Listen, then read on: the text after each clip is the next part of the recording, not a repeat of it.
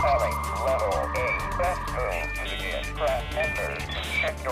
jour dans le monde sur France Inter. Et sur le continent numérique, avec vous, Colas Zibo, bonsoir. Bonsoir, Mickaël. Alors, on n'en sort décidément pas. La victoire de Donald Trump continue de faire des vagues chez Facebook, accusé de diffuser de fausses infos et qui plus est à fort potentiel de viralité. Oui, Mickaël, face aux critiques, Mark Zuckerberg, le CEO de Facebook, a été sommé de s'expliquer. Voici sa réponse un peu hésitante. Je pense que l'idée selon laquelle il y aurait des fausses informations sur Facebook, qui de toute façon représentent une portion minime de tous les contenus, influencerait l'élection d'une façon ou d'une autre, est une idée complètement absurde. Et pourtant, depuis cette déclaration, plusieurs infos sont remontées qui tendraient à récuser cette affirmation. En effet, chose très rare dans le monde extrêmement feutré de la Silicon Valley, des employés de Facebook ont révélé que les plus hauts échelons hiérarchiques de Facebook avaient bien repéré l'importance croissante des informations racoleuses et mensongères présentes dans le newsfeed. Face à la recrudescence de ces problèmes, une équipe technique avait même planché sur un nouvel algorithme qui fasse un meilleur tri. Et pourquoi n'a-t-il pas été mis en place alors ? Eh bien, Mickaël, il n'a pas été mis en place à cause d'une affaire qui remonte au printemps. À ce moment-là, on apprenait que les trending topics, les sujets les plus discutés sur le réseau, n'étaient pas choisis par des algorithmes, mais par des humains. Or, ces sujets mis en avant étaient souvent défavorables aux républicains. Tollé chez les conservateurs contre Facebook, qui, face à cette contestation, a choisi de rééquilibrer cette section, mais à l'inverse a décidé de ne pas toucher à l'algorithme du newsfeed. Et donc, face à ces nouvelles allégations, Facebook a été obligé de réagir.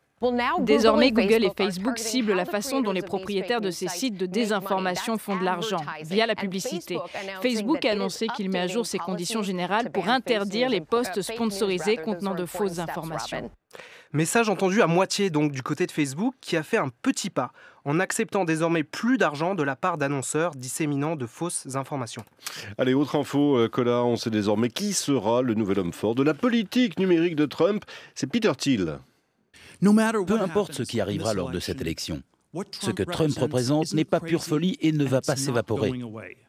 Il incarne un nouveau parti républicain qui dépasse l'héritage de Reagan.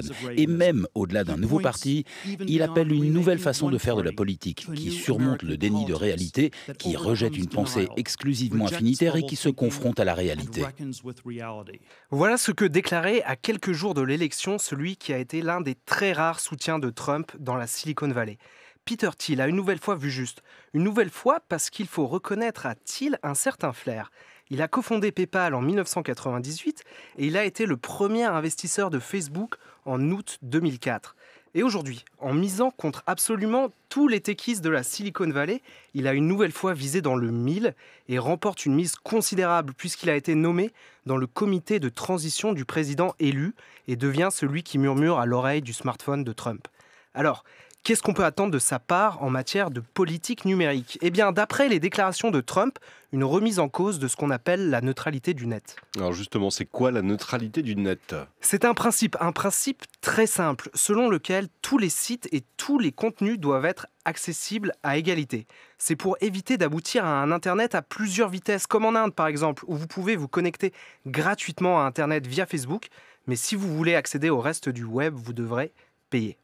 Liberté d'informer, toujours. Le dernier rapport Freedom of the Net, qui fait autorité en la matière, vient de paraître. Il n'est pas très bon, hein. Alors c'est vrai, ils nous espionnent pour nous. Ceci est classifié. Vous avez fait comment ? Vous avez intégré une porte dérobée au logiciel pour rerouter les flux vers les services de renseignement ? Après tout, vous surveillez déjà la circulation et les voies publiques. Donc, il reste quoi que vous surveillez pas encore ? Écoutez, il y a des millions de ces bestioles qui s'occupent de bichonner, de pomponner l'écosystème. Oui, c'est magique, c'est magnifique. On va sauver la planète, alléluia. Voilà, il s'agissait d'un extrait de la dernière saison de Black Mirror, série diffusée sur Netflix qui anticipe un futur proche assez pessimiste et partage avec le rapport Freedom of the Net ce triste constat. Pour la 6e année consécutive, la liberté d'expression sur Internet recule. Cette tendance est accentuée cette année avec une surveillance accrue des applications de communication, à commencer par WhatsApp. Le rapport considère que pas moins de 67% de la totalité des internautes vivent dans des pays où la censure sur le web est présente. Colas Zibo, merci.